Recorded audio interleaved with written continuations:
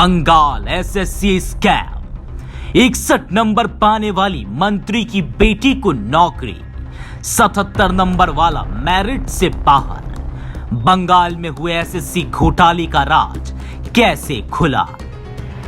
क्या है पश्चिम बंगाल का एसएससी घोटाला? एसएससी घोटाला हुआ कैसे?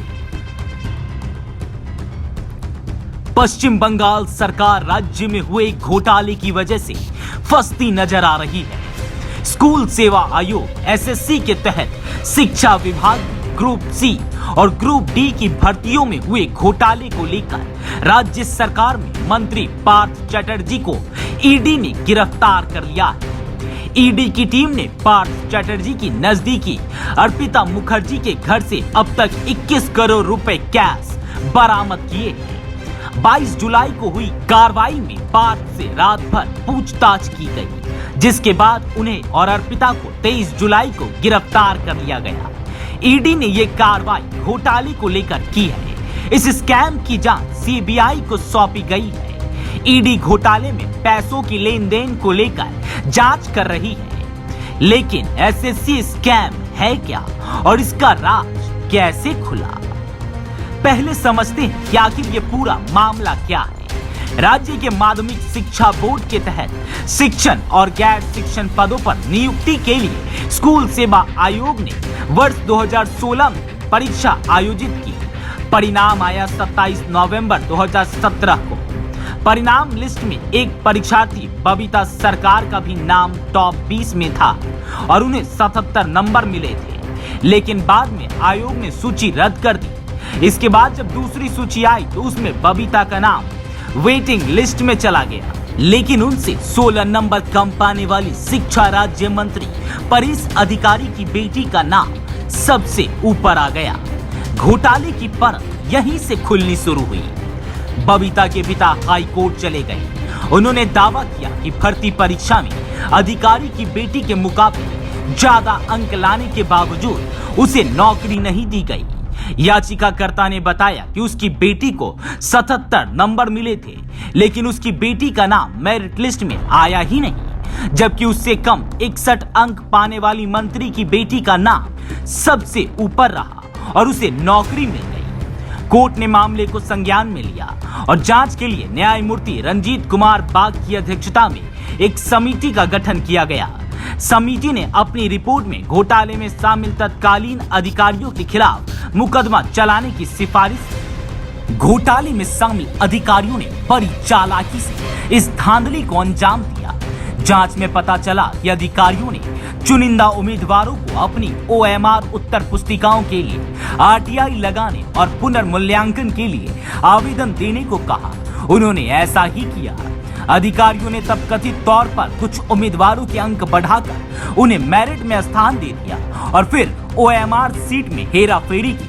उन्होंने असफल उम्मीदवारों को नियुक्ति सूची में लाने के लिए कथित तौर पर जाली अंक भी बनाए। अंक बदलने के बाद ओएमआर सीट को कथित तौर पर नष्ट कर दिया गया। उम्मीदवारों के स्कोर को बढ़ाने के लिए आरटीआई का इस्तेमाल एक हथियार के रूप में किया गया। पश्चिम बंगाल स्कूल सेवा आयोग के पूर्व सलाहकार के कहने पर कार्यक्रम अधिकारी समरजीत आचार्य ने ग्रुप सी के असफल उम्मीदवारों के लिए 381 अनुशंसा पत्र तैयार किए। इनमें से लगभग 250 तो मेरिट लिस्ट में भी नहीं थे। इसी तरह ग्रुप डी में 609 असफल उम्मीदवारों के पक्ष में नियमों को ताक पर रखा गया। 4-5 बार में फर्जी रिकमेंडेशन लेटर WBBSE अध्यक्ष गांगुली को दिए। गांगुली ने इस लेटर्स के आधार पर अपॉइंटमेंट लेटर तैयार करने के निर्देश दिए। उन्होंने प्रक्रिया को दरकिनार करते हुए ये लेटर बोर्ड के नियुक्ति सेक्शन को भी नहीं भेजे। स्कूल शिक्षा विभाग में ग्रुप सी और ग्रुप डी पदों की भर्ती में कथित घोटाले की जांच करने वाली न्यायमूर्ति रंजीत बाग समिति ने पश्चिम बंगाल स्कूल सेवा आयोग के 4 अधिकारियों, पूर्व और वर्तमान और एक वरिष्ठ के खिलाफ कार्रवाई की सिफारिश की। कलकत्ता हाई कोर्ट ने शिक्षकों की भर्ती में घोटाले की जांच का आदेश दिया। शिक्षा विभाग के अधिकारी पर आपराधिक साजिश का आरोप। समिति की रिपोर्ट के आधार पर केंद्रीय जांच ब्यूरो सीबीआई ने पांचों के खिलाफ प्राथमिकी दर्ज की। इस मामले में सीबीआई राज्य के शिक्षा मंत्री परेश अधिकारी से पूछताछ कर चुकी है। 12 मई को कलकत्ता उच्च न्यायालय को अपनी रिपोर्ट में समिति की रिपोर्ट के आधार पर WBSSC के पूर्व अध्यक्षों प्रोफेसर के खिलाफ आपराधिक कार्यवाही की सिफारिश की। सौमित्र सरकार और अशोक कुमार शाह, संगठन के पूर्व सलाहकार डॉक्टर शांति प्रसाद सिन्हा, कार्यक्रम अधिकारी समरजीत आचार्य और पश्चिम बंगाल माध्यमिक शिक्षा बोर्ड के अध्यक्ष डॉक्टर कल्याणमय गांगुली पर मामला दर्ज करने की सिफारिश की। सीबीआई ने समिति की सिफारिशों को ध्यान में रखते हुए सरकार, शाह, सिन्हा और गांगुली के खिलाफ आईपीसी की धारा 120 के तहत मामला दर्ज किया।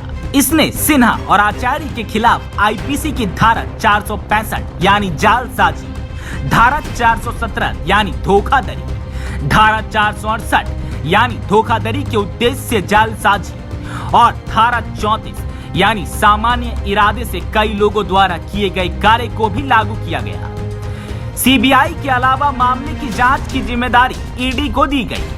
मंत्री पार्थ चटर्जी पहले राज्य के शिक्षा मंत्री थे और अब वाणिज्य मंत्री हैं। ईडी उनसे पहले भी इस मामले में पूछताछ कर चुकी है। उनसे इस मामले से जुड़ी विभिन्न जानकारियां और दस्तावेज मांगे गए थे। जांचकर्ताओं का दावा है कि इस नियुक्ति में करोड़ों रुपए का गबन किया गया है। नौकरी में भ्रष्टाचार के मामले में वित्तीय लेन देन हुआ है।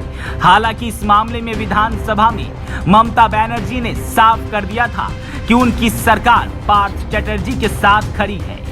कोलकाता हाई कोर्ट ने शिक्षा मंत्री परेश अधिकारी की बेटी अंकिता अधिकारी की स्कूल टीचर की नियुक्ति को अवैध करार दे दिया।